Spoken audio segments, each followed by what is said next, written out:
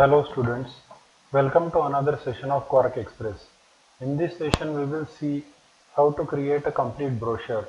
So basically this topic is covered of 4 to 5 videos. This is the first video of that. We will see how to create a multi-page brochure or a multi-page pamphlet using Quark Express. Now first of all let us go to project and create a new project.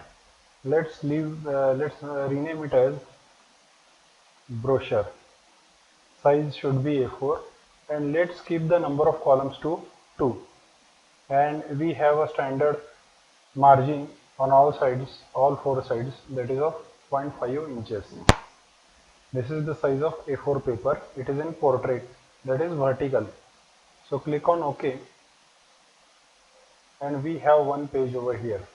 Now here are few options. First of all, whenever you draw any shape or rectangle, it automatically gets snapped with the margins or the grid or the markings, because if you go to view, you can have this option on snap to guide. So in case if the snapping is not happening, you can always go to snap to guides, and the shortcut is shift plus F7.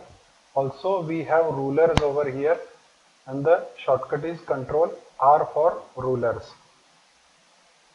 In case if you want page grid, you can have page grid as well for writing the words, or you can hide it as per your requirement. Now once you create a shape, you can have different colors to that particular shape. Let's delete this.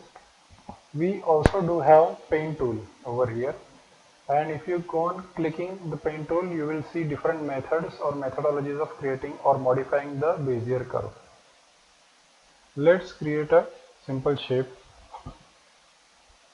like this, and now I will go to the text tool. If you keep this object selected and select the text tool and click on it or double click on it, it will write the text inside the shape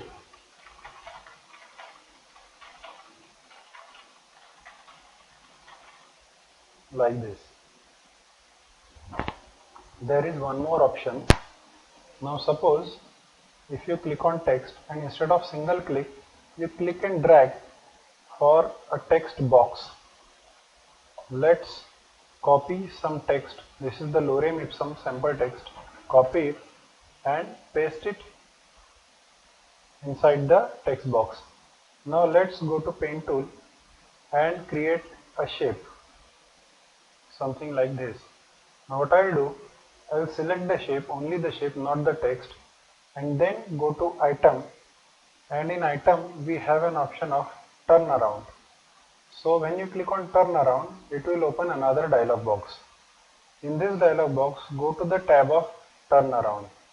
We also do have an option of drop shadow that we will see from item menu as well. It is one and the same. Now in the turn around tab, click on the drop down and select item. So the text will rearrange around the selected shape.